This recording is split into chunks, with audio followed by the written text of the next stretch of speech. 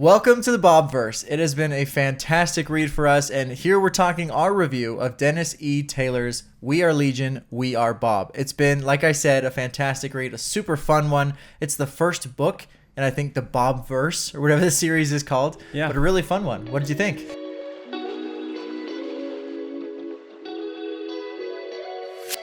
Yeah, it was good. It was interesting to go through this and have a different spin from what we've normally been doing. We've been doing a lot of Brandon Sanderson, preparing for Wind and Truth. Follow us to get ready for that. Yep.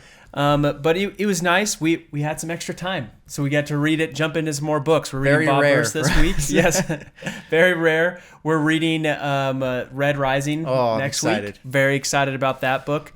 But this book... Okay, there was a commenter who, when I'd mentioned that we were going to be doing the Bobverse at some point, I wanted to read it. I gave this explanation on like what I thought someone had told me the book was about. I was dead wrong. And really? And the commenter laughed. And he was commenting and said like, I don't know.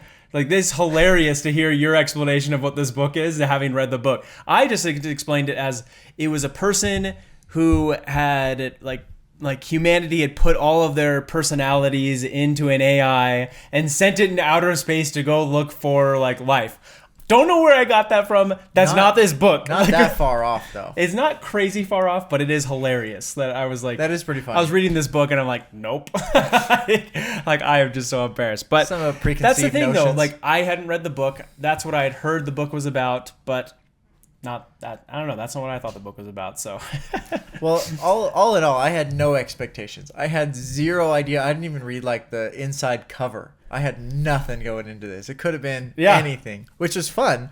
But it's also like one of those stories where the first, I don't know, 2 chapters, however much, maybe it was even just 1. But, and I guess this is going to be a spoilery review, full of spoilers for the book. So if you haven't read it yet, it's going to be, we're going to try and react to a lot of the things that we liked about the book. So brace yourself for that. Prepare yourself. Hopefully you've read at least the majority of the book. But it starts with Bob, our main character, and he's living a great life. Just sold his company. He's helping out his employees, doing the transition stuff, talking at a conference, all the fun stuff. He's got tons of money. Nothing to worry about, right? Yeah. And then just immediately hit by a car. Yeah. You're just like, it gives just the crazy shift that we had with all the stuff that you were leading into. You were kind of like getting into the story. I was trying to, get used to the people, get to know the characters, and then it just ends. It cuts off right there. Yep. It was crazy. Which has to be totally on purpose to give you like that feeling of just being jarred of like, oh my gosh. It was jarring for sure. We're 150 years or something like that in the future, maybe 120.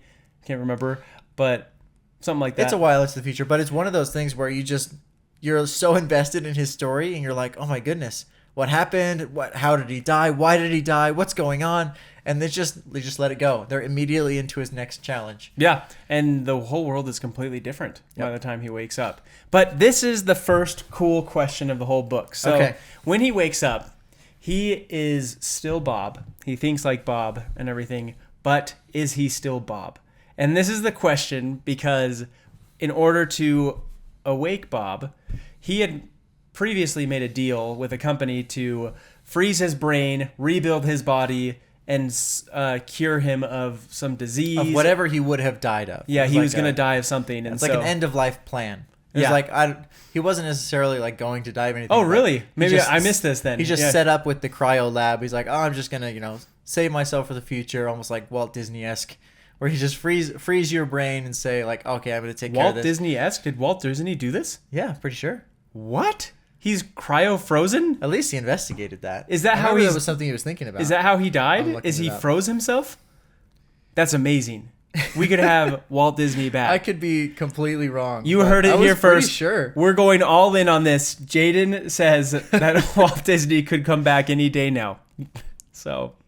Okay, well, it does say that it's a rumor. But it's in one of those secret rooms at Disneyland that everybody knows about. That if you go to the secret alley, then you're in the secret room, and it was definitely one that I heard at one point. So commenters, let me know if you have better information than me. But that I swear was something that I had heard at one point. He's been carbon frozen like Han Solo.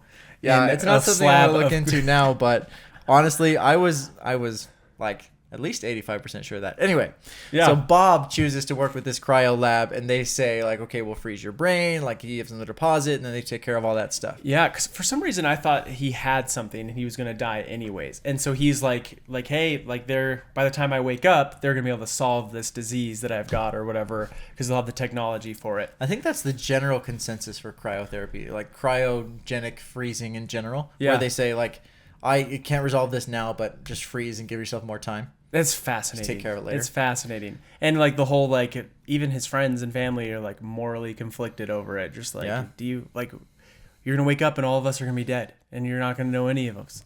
So anyways, you're putting a lot of trust on the future people, which is exactly what happens in the book, because he wakes up and they're like, so guess what? Yeah, guess what? We didn't have the technology to actually do the reanimation, but what we can do is I think molecularly scan your brain and put it into a computer. Yeah, that's right. Well, I don't even think they did it just because they didn't have the technology. They're just like, hey, we're trying to make AI right now, and the best way to do it is scan human brains and pull it out. But the only way to do that is to kill the brain at the same time. So in other words, all of this to say is Bob's brain and everything is technically dead, and then he is alive as an AI personality. Everything biological about Bob is dead. Yes. So, is Bob dead? I think no. No! I'm on the other side of alive. the table. I think they did a good, and I'm putting a lot of trust and assumptions on future humanity and future scientists, because it does feel like they truly encapsulated everything that was his brain into, like, they basically copied all the neurons into. But is that Bob? I mean, what is Bob? Is his, like, right toe Bob? Well, this is what I'm saying. Is I personally believe that, this is his personal beliefs, but I think that humanity comes with a soul. And so the soul of Bob is gone. Like, you just, why can't that be his soul? Okay, so there's a lot of talk right now with AI and how things are going on. And they're like, okay, we could probably make an AI that matches your, like, grandmother to personality perfectly. Matches her. We could scan, like, everything and make it perfect to her. Is that your grandmother after she dies? Is it actually perfect? Well, if you could, sure. Let's say it's perfect. Let's say they nail it. No, in my mind, that is not your grandmother. Like, that is not your grandmother. And I think, like, it's different because it's not the person. Sure. It's kind of like how we get later into the books. Every single time a new Bob is made, it has a different personality because it's slightly different every single time. Yeah. Because it makes different choices. Because it really is just a computer behind it all. I don't know. It's an interesting question. But I think that anything that was made that has my exact personality and everything that I would do and stuff, it still wouldn't be me having these thoughts and experiences and stuff like that. Like, that's not me. Like, you wouldn't wake up in that consciousness. Like, you wouldn't. You're gone. But he did. He didn't. That was the AI thinking that he woke up in the consciousness. See, I'm glad you wrote it this way. And props to the author for it's this. good. It's an interesting quandary. The reason I think the way that I do is because it's not necessarily like, I don't see it as much of a duplicate as like, oh, they just made a copy of Bob, as in they literally just took his biological brain and converted it into, like, it was a transition. It wasn't just hey, we made a copy and the brain's right over here. But no, it's like every piece of that brain was translated into a computer. Okay, I can see where you're going. one way. It's not here's an extra computer we built that has all your stuff, but it's everything you had, we just computerized. Like, you can replace your knee with a metal knee. You could replace every joint, bone, and ligament in your body with mechanical elements, and you would still be you, right? Yes, but it all depends, though, is like, but what really makes you you? Is it the soul of you, right? Like, I don't know. This is the part where we don't understand, like, as humanity, because, like, we don't know how to create life.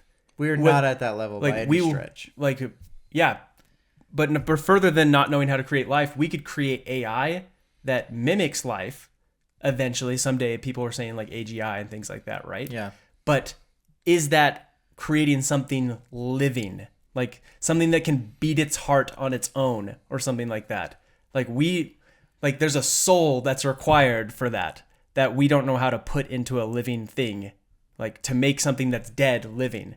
if that makes sense. We don't know how to make a Frankenstein yet. No, absolutely not. And yeah, so I'm leaning very heavily on like what we learned in the book and like assuming that they're at the level that they say they are in the book. Because I think one of the things for me is like, yes, you can replace a joint with a mechanical element. Yeah. Let's assume 150 years from now they can do the exact same thing with a neuron. And if they can, like gray matter in your brain can actually be replaced by synthetic material, computing material. If it can actually happen, then it's basically just a prosthesis of your brain. Yeah. I don't know. It's a good question. It's a really good question. And it like makes me feel like, oh, like what, inside. What do the like commenters think? If you've read A We Are Legion, We Are Bob, what do you think? Like, is Bob actually this computer? Or is it just we made a copy and distributed it amongst the universe? And I like what you said, though, too, because the author does a good job at writing this in a way where you could see it either direction. I definitely went that direction. I could see it that direction, but I stopped for a minute because you like doing this. I do like doing pondering. this. And this book does this a lot. I have a lot of opportunities for it. But you sit here in the book, and I'm like, you know what? Is that like, again, if I had a loved one die, like someone in my family or whatever, if I were to bring them back to life through like a perfect AI representation of them, would I consider that them? And I still think that's no.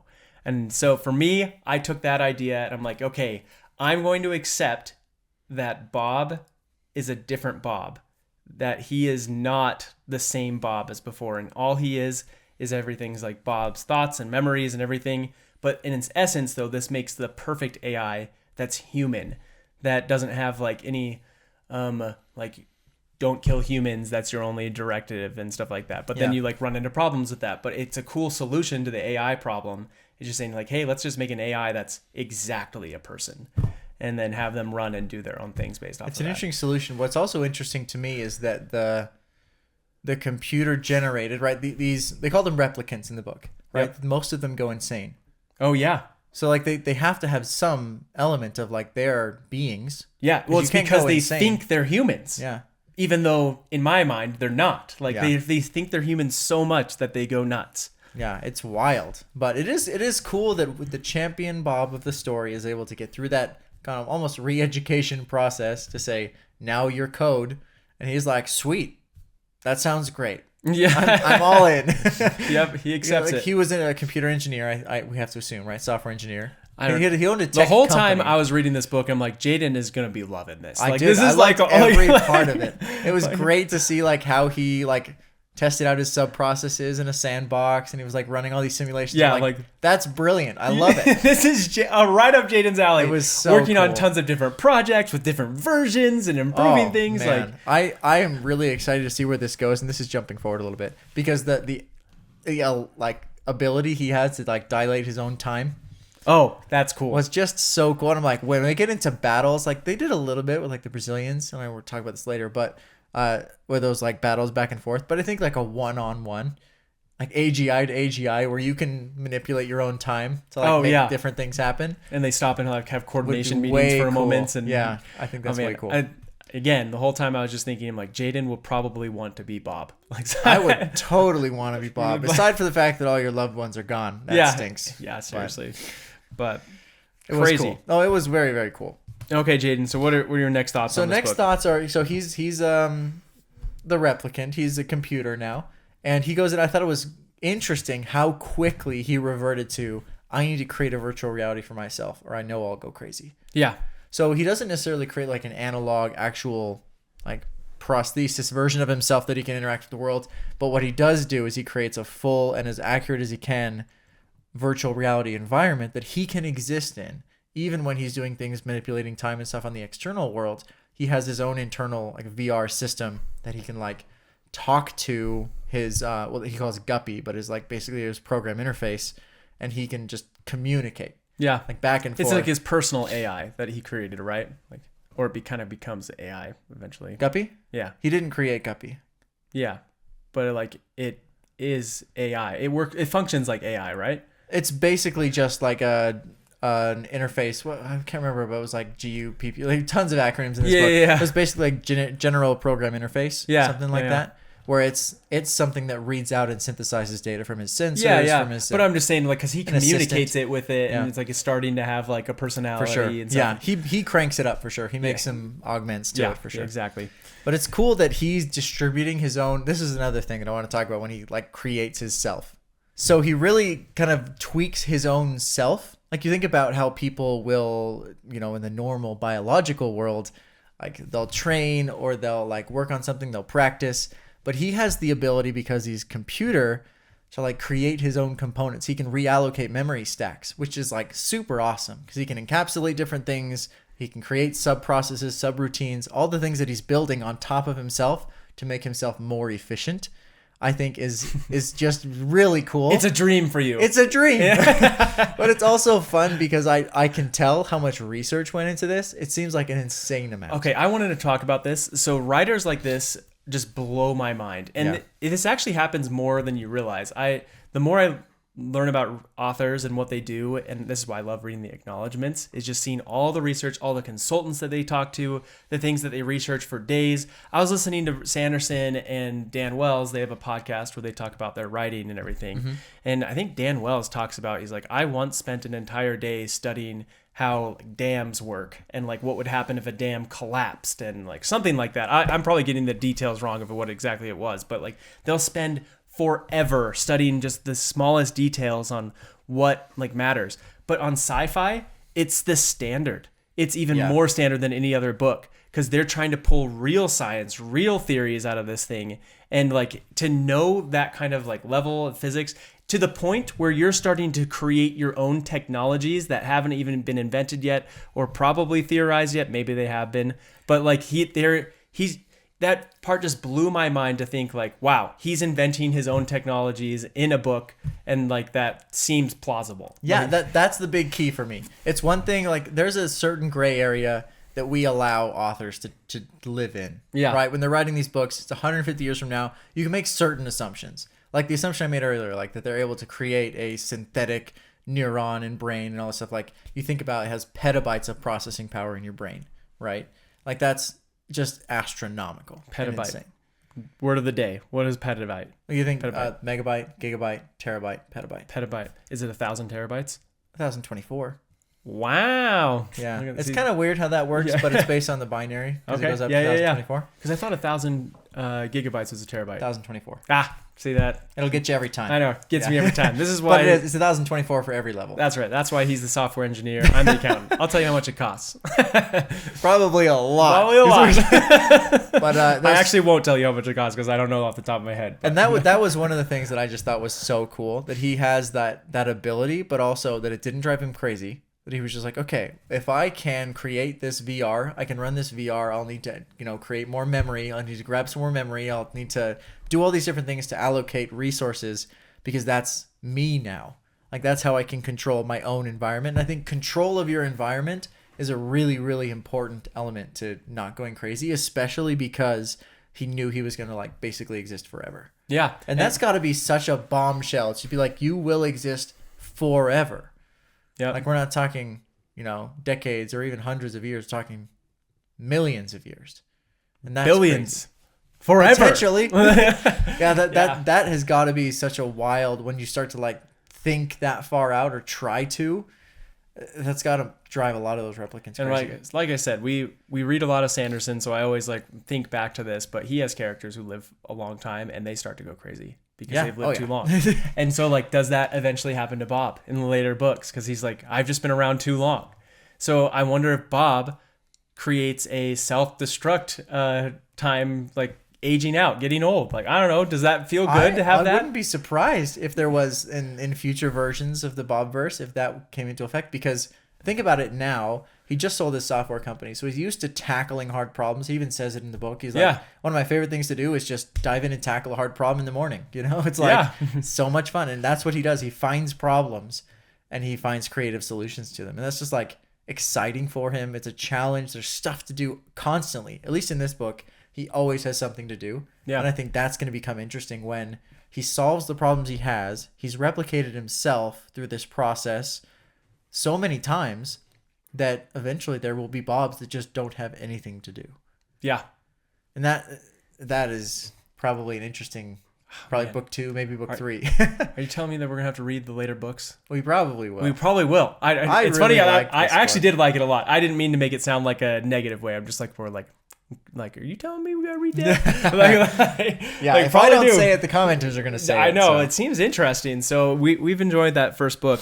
I do want to mention the guy who read the book for Audible. Okay. What did you think of his performance? I thought he did a really good job. I thought he was fantastic. The different voices, like even just different male voices, since all of them were Bob. Yeah. He still had like on tap 8 voices, something like that. And he was super good. Okay, even Guppy, okay, he is based off of the Star Wars character. Oh man, I'm gonna forget his name, but like the fish guy from Star Wars.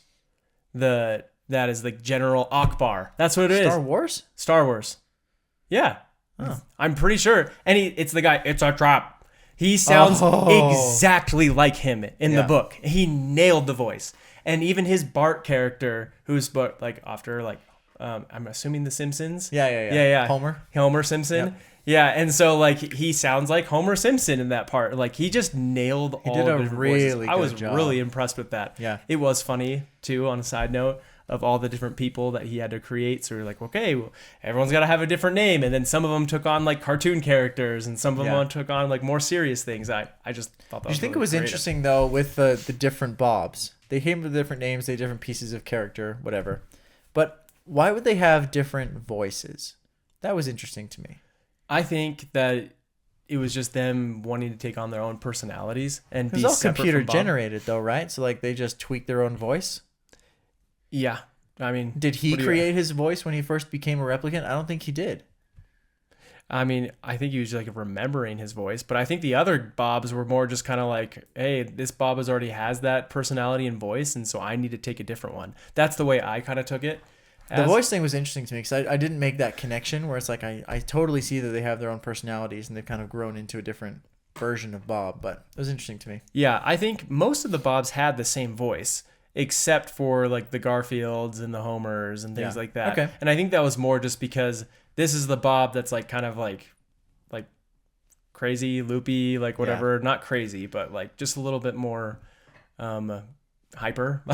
I don't know how to describe it. Everybody has like a quirky is the word I'm looking for. Okay. Everybody has a quirky side to them, and this is the quirky side of Bob coming out. And he's like, you know what? I'm just going all in on this, and like that's what makes me happy. But on that note, though, I really liked how they had different Bobs, and I was thinking about like, okay, if they replicate them and stuff, why does that make sense? It's the same idea of alternate realities, that every single choice that you make makes like an impact on where you're going in life and how your life turns out. It's just different. And so the farther these Bobs are apart from each other in their directions and choices that they make, the more different that they're going to be. So in several Bob books from now, you're going to see Bobs that are completely different from the other ones, that are not even Bob-like at all. That leads me to a question for you. This is a ponder question that I had during the book. Given enough time, right? Would these replicants of Bob become all of humanity? Given enough time. Like become their own society, you mean? No, I'm saying, would it span the entire gamut of humanity? Of the universe? What do you mean by humanity? Like people on Earth, right? There's a billion people on Earth. Yeah, like the personalities, the differences in people. The variance. I would say so. I think so. And you're seeing it like right from the beginning, right? Like every single one has like slight differences and everything. And I think the more it replicates, the more like, I don't know. Because I see it very similar to like you take, people and then they have kids and you just throughout generations. Yeah. That's how everyone on Earth got here. Yep. We've just been subdivided basically against personality to personality a little bit differently because there's 2 different personalities and all that stuff. But yeah, of course. Bob is basically just like 1-to-1. I think it's interesting because it means to me that one single person within themselves basically contains every kernel of humanity inside of them. Wow. And I just thought that was really interesting because each little kernel that branches off of Bob and then grows in its own little petri dish into an entity, a replicant, becomes its own unique element of society, and that eventually can become an entire, not humanity is just such a bad word for it, but an entire not culture, but like species culture, because it's bigger than culture, I would say. Like there will probably get individual cultures within Bobverse because you even start to see that with some of them are more warlike, some of them are more scholarly, some of them are more empathetic. It's like you'll have individual subcultures even inside of this greater Bobverse, and I just think it's wild, but it also proves that like humanity can also be spawned or contained even just within one person. Yeah. Wow. That's wild. That's a really cool perspective. Like, I think that's really interesting. What were you have any additional thoughts on that one? That was just my kind of ponder train. I was not thinking about that, but I obviously thought about other things. But I think that's really interesting. I think I don't know, you said it all. I don't really have anything to add. It does reiterate for me, like this is again, we're working off of assumptions of the book. So we're talking about the context of the book, but it definitely hits home the nature versus nurture.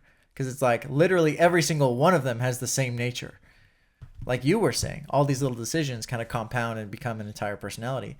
Like, yeah, every single one of them started with the almost exact same nature. Yeah. Bob. And then from the nurture elements of decisions, but also environment and where you live, how you react to that, becomes an entire personality. So I just think that's wild. Yeah, I think that's really interesting too. What did you think about... So... humanity progresses to a point where pretty much the entire world has become, it kind of feels like a 1984 scenario. Oh yeah. Dystopian. Dystopian. They've all broken into like their like main countries and they're all dictatorships and everything. And then it comes down to everyone blows each other up. Yep. But not only are they blowing each other up, they're hurling asteroids at each other. Yeah, that's which is kind of crazy and cool at the same time. But like not cool because that's scary, but also like the idea is like that's creative. That's creative and super crazy. But it's like super possible too. Yeah, like wow, yeah. There's some massive asteroids out there that could technically, if we get space travel to that extinction level events, like yeah, it could be pretty wild. I don't know. It just blew my mind. So this is the thing that I really like about. So we're diving back into like the main plot. Yes. Yeah. This is the thing that I really like about sci-fi books in general is they help you consider things that you'd never considered before. Yeah. About like wow, like our world could progress so far in war that the most dangerous thing is not an atomic bomb anymore. It's throwing an asteroid at another like nation. It's us. We're the problem. Yeah, well that too. But yeah, but I'm just like the weapons are just bigger rocks. Like and it's interesting that one author can have that level of creativity. You're basically assuming out 100 years of every human on Earth, all the ideas that they have, all the best ideas, and as an author, you have to like pretend like you know all of those ideas and just get there creatively. It's got to be hard. Oh yeah. Then you see the more peaceful side of doing pretty much the same thing, where you have Bill and his galaxy, where he's not throwing asteroids, but he's grabbing like gigantic chunks of ice. I love that to terraform a planet. But like, it's not even him. They're playing catch with these massive chunks of ice because the one is throwing them from a different system, launching them over with the drives, and then he has to catch and redirect them to hit the planet. Oh, God. Like, that's awesome. It's so cool. Playing around in space has got to be wild. Oh, man. Seriously. And that's the nice thing about being a robot, though, too, because all of these things take years and years, and they talk about in the book. And like when I think like, wow, this process would take 25 years, like that feels like forever. But for them, like they can just, I think, slow down their and speed up both ways. Yeah. Well, yeah. But the slow down would make it feel faster, right? Yep. Their frame rate. And so anyways, I thought that was cool. It was one thing about the time was, I'm not sure if you noticed this, but they actually jump back and forth into future and past in the book. I was thinking that they were probably doing that. The thing is, like, I was listening to all of it, and I was trying to watch the years kind of as I was listening to it. I had to go back and look because I'm like, I feel like we've jumped around a lot. So I had to go back and look, and I'm like, yeah, they go back and forth. There was a few times I think I caught that because it's pretty clear of like, okay, we're back to Bill, and everyone just left, and like was one of those jumps, and so like, but we'd already heard about what happened to these people after they left in this one, but it goes back to Bill and like watching them leave or whatever. So I caught a little bit of it as well, I'm trying to say. But yeah, and they kind of branch out into all of the universe. Because you think about, they're all going in their, not prime directive, I guess, but their main goal is to set up these auto factories. And what the auto factories do is they create more versions of Bob to then send out. They create like I'm not sure what the whole tally is, but it's basically the ships, the a little bit of artillery I think he creates for himself, and then obviously his own the replicant, and then they just send him off. Like they keep iterating, so like they ended up on V3 of the ship by the time they got to the end, but I'm sure that's going to continue and get better and better. They'll upgrade themselves, and then they'll be able to continue replicating. But if every single one's goal is to replicate, that's, I mean, obviously exponential. So eventually the entire universe will be full of Bob. I know, which is crazy. Which is bold of the people on Earth to be like, yeah, this is a great idea. Yeah. But I think it's I think I've heard of that theory of exploring the Earth, of like making self-replicating. What was it called?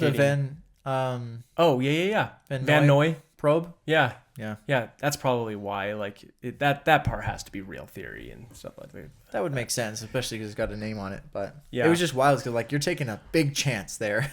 Yeah. And they're just going at it. All these. But it's such an efficient way to find life, right? Because you can explore so much more across the universe so much faster, which is crazy. What was your favorite storyline out of the book? Out of all the different Bobs, which ones were you the most interested in? Honestly, my favorite storyline was Bob 1 until the first replicant was created. I thought that was the most interesting. Yeah. Because it was the most specific. I think, obviously, because that's really interesting to me. But I think once they hit that first replicant, Bill, who ended up being named Bill, then they kind of just gloss over a lot of the stuff that they do. Like upgrade the ship or upgrade the nuclear capabilities and all these things, all these imaging drones and all the... Like that just kind of got a little too fast, and I liked the specifics, so I really liked that first timeline. Okay, cool. Then once they split, which Bob was your favorite? Once they split, yeah, because they jumped a lot between them. So I could start. I actually really liked the whole story of, man. I go back and forth between them being on Earth and going back to Earth and dealing with the politics of it all, and how are we going to get people off, and dealing with the people there. And it was hilarious, the whole discussions with the old faith government. Like every single time they come, like, you belong to us. Here's our secret code word, and he's like, "Yeah, I'm yeah, I don't have those anymore. Yeah, it doesn't work that way. Way past that. Goodbye." And then also the Bill 1 or Bob 1 is also very interesting, where he finds like a new species and he's trying to coax them in different directions. Yeah, and trying to get them to do things that he thinks would be beneficial for them. But they talk about the whole Star Trek code of just like, well, you shouldn't be influencing with these people because they've got to learn on their own, kind of like a butterfly coming out of a cocoon. Like, you can't help it. It's just, anyways, all of these ideas were just super fascinating. So I think the Bob 1 story for me, and maybe the Earth story, is the most interesting for me. Actually, which one was the Riker story? Riker was part of the Earth story. Okay, maybe that's the one I liked. He was General Riker. I think that was the one that I was like talking with Colonel Butterworth. I think that was the one I was most interested in as they went back. I liked the Earth one for sure. And especially when they had to chase down the Brazilian drones as well, like when they came back into our universe. Yeah, General Medeiros was intense for sure. Like almost annihilated a massive cohort of Bobs at one point. Yeah. And that was just it was interesting because they do allow for, he's not aware of the developments of other replicants. And they should be developing alongside that. They should be getting more and more powerful. And you just expect that. But you wouldn't see it necessarily in the storyline from Bob's perspective. So it was cool that they like showed up and like this Medeiros general was more advanced.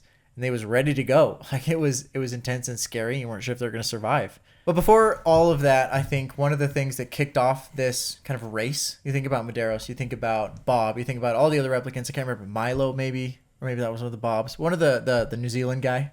He was like, get out of here. There was a Milo one. He died, didn't he? I think that might be. He got blown up. But there was a New Zealand replicant. So all these different replicants from the different countries because they were trying to survive. Oh, no, that's the one he found and he saved. You're talking about the New Zealand one that he found and he saved and like helped them and he recover. Anyways. Exactly. I thought you were talking. Yeah. He built him a little VR. There was like a I think Milo VR. was another Bob. That does sound right now. I think about it. I can't remember what the guy's name was, but anyway, it's interesting because all of these countries are trying to advance as fast as they can. Yeah. Obviously, that hits home for people because you just think that competitive nature is very ingrained in a competitive society like we're in. But if we go all the way back to kind of when Bob was created, I guess we're saying, transitioned to mechanical, but it was really this like totalitarian regime of religion, which I thought was a really interesting twist on it, because you almost feel like these dictators are like they're always driven by some sort of, I don't know, usually like higher power ideal or whatever. They're like, this is the most important thing, and then everything, all humanity and morals can lay by the wayside. Right. And I almost feel like they went that route with like a religious leader came up and decided that that was the most important thing. Totalitarianism, like completely, like this is the only way to go. It's the only way to live. Indoctrination, like all that stuff. Yeah. And obviously we learned that is bad. Yeah. And I don't think it's necessarily from the religious sake, because obviously we know and respect people who are religious that are just incredible people. But it's the elements of force and freedom. Yeah. And it's so important. And it's like it's no coincidence that this video is coming out on the 4th of July. But it's one of those things with... Except that it is a total coincidence. Okay, yeah. I'll give you that. But it was interesting because it does rely on the fact like competitive freedom is actually really important. And when these countries decided like, oh, you know what, the best way forward, like I know the best way forward and I'm just going to make all the decisions and everyone has to listen to me, and then you're just going to force everyone to decide the same thing. And if you don't support this regime, then there's going to be persecution and stuff. Every time that's happened, it's been bad. And you have to realize, like, yes, some people might think that they know the right way, but competitiveness, not even competitiveness, but dissent and freedom of ideas is always going to be an important thing in a really society, important. in a thinking society. So I just thought that was a cool... They didn't touch on it for very long, but it was right at the beginning. It was kind of what kicked off this global arms race that turned into the almost annihilation of humanity. Yeah. But it was a cool point from the book. So I thought it was, at least educational more than anything else. But overall, I thought the plot was really, really good. I thought it was a fun book. It wasn't very long either.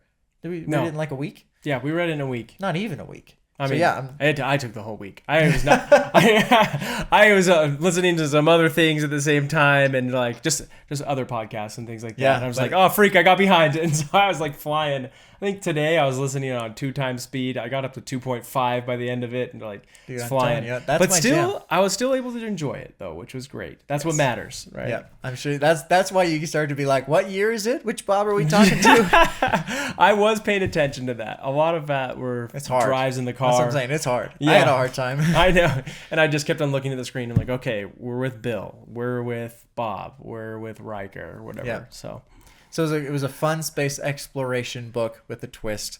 I would say at this point, unless you have any final thoughts, it may be time to get to our next chapter rating of We Are Legion, We Are Bob. Okay, I'm ready for it. Okay, hit me with your rating.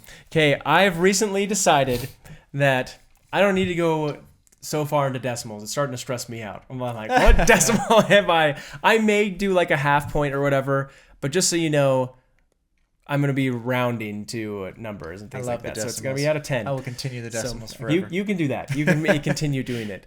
But for me, I'm going to go with this. So I'm going to give it an 8 out of 10. Okay. So the reason why I give this book an 8 out of 10 is it's very creative. It's different than I've ever read. I think it's the voice that the author is writing in is fantastic. It's just it's just exciting in a different way. It's interesting. It's one of the first books that I've read that has really, like, honestly, it doesn't really have a clear goal in the book. It's just like, we're just going to explore. And Bob doesn't even know what he's going to be doing. And usually books like that drive me crazy. But this one kept me interested because there were a lot of interesting storylines. They were trying to solve problems and all of these things were going on. And you're like, you want to see like, well, what would Bob do next? And I kept on like having to remind myself, I'm like, yes, this isn't real, but I can pretend like I am exploring with Bob the universe and what I could be doing. So I loved all of that aspect of it.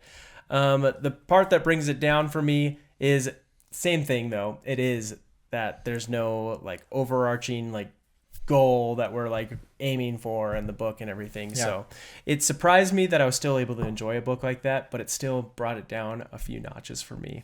Interesting. Also, I think sci-fi books are great and everything, but I feel like it's some of those books that I really need to slow it down and like really like comprehend all of like, they have a lot of like, they didn't have as much philosophy in this one, but like they really look at humanity and theories and everything like that, just in such a deep perspective. And so if I had slowed down a little bit more, I think I could have gotten a little bit more of that. So anyways, that's my reasoning for an 8. It's good. Makes sense. I'm going to start with my reasoning. No, I'm going to start with my number. It's more fun. Yeah. I gave this book a 9.0. Okay. Well, that's a great rating. It is a very, very good rating. Not many books have reached the echelons of the 9s. Yep. I was kind of waffling on this one. And there was a little bit of like, I kind of wanted a 9.2, but I ended on a 9.0. And the reason for that is, and I have not a recommendation, but my hope for where this goes in the future. But I don't want to recommend to the author because obviously I'm no author. The reason it's a 9 is because the building blocks of this story were just fantastic. Obviously, from a software engineering background, it was so much fun to read about and to like just be like, oh, how cool would that be? Like, what would I do? Like, what kinds of things? I knew you were doing that. I knew you were doing that because it's just like the freedom, and you're just like, that just sounds awesome. You can build anything at just lightning speed because you have this immediate ability to calculate and to run projections and things like that. It's just so cool. Yeah. But so that the building blocks of the story were excellent. The only reason I couldn't bring it higher into the 9s is very similar to yours. I feel like there was less of a clear aim of where we were going with the story. So it's like you didn't. Obviously, you were kind of rooting for Bob, but you didn't really have like, I really hope this happens. Because like, honestly, like they might not even make it off of Earth. It'd still be an interesting story. Like, you didn't have like this, oh, I really want this to happen, or I'm really hoping that he succeeds in this one area, because there's just so many different things going on. Some things succeeded, some things failed, and you just kind of were along for the ride. Fine, but it didn't bring it higher in the 9s. Now, not my recommendation, I keep saying that, my hope for this series, and I think this is a unique opportunity to do something that I don't think any series has done before, is to release future books that are simultaneous alternatives to each other. Interesting. So instead of a book 1, book 2, book 3, it's like there's book 1, which I would consider generation 1. Yeah. And then you would have generation 2 books, but there could be like 4 of them. But they would all start after book 1. All 4 of them. Interesting. And they would all just go in their own branched directions. So you want a book that is all from Bill's perspective? Not even Bill. It could be literally as many different perspectives as we had from Bob. That same number would exist in each one of those 4 because they're expanding so rapidly. Yeah. You'd have to section them off. But Bill would be the main character of one, and then he has his like progeny. Yeah, exactly. Okay. So that would be kind of the idea, where there's one sector of the universe where it's like, if you're more interested in what was happening over here, you can read this one, or you read this one or the other one. Yeah, that's really interesting. I think I think it's a great idea. I think it could be fun. Yeah. I think that could be fun, especially because maybe I'm more interested in what happens to the Earth people than what happens to the, what do you call them, Deltaites? Oh, yeah. Those were interesting. The Deltoids? I don't remember what he called them. It's Delta something. But yeah, I think that was a cool idea that might work. Deltoids. Hey, maybe. It could be. Like there were gorilloids, and it's just confusing. Well, but deltoid is like a muscle. But So yeah, I think it could be fun. I'm not sure if that will see the light of day, but hey, it's an idea. It could be. Maybe he did go that direction. We'll have to find out. But those are some pretty good scores. Yeah. So an 8.0 and a 9.0. I'm just going to convert yours to a 0.0, which means an 8.5 overall. Yep. Which is a pretty dang good rating. That's a really high rating. Both would recommend this book to people. Oh yeah, highly. Yeah. It has to be someone who's interested in sci-fi, because it's deep into that. Like as soon as you say, "Look, it's set in 2153," like if you're okay with that, you're gonna like the book. Seriously, some people just aren't as and into it's sci-fi. Everything that comes with sci-fi, right? Sci-fi isn't like fantasy, because fantasy is more about the characters and the feeling and stuff like that. But sci-fi, for some reason, it just has this, I don't know, it's an unspoken rule that you have to like focus on like the actual tech and actual like scenarios, and really think deeply on humanity and stuff. You see this theme in like almost every sci-fi book that you read. Even Ender's Game gets way deep into this. Like when I started going to the later books. So yeah. There's a lot more to come. I know we have a lot of fun books like this on the horizon. Speaking of which, next week we're going to be reading Red Rising, which we are so excited about. Don't forget to catch that one. If you liked this video, give it a thumbs up. Give it a like on YouTube. We really, really appreciate it. And don't forget to subscribe so you won't miss the Red Rising video that comes out next week.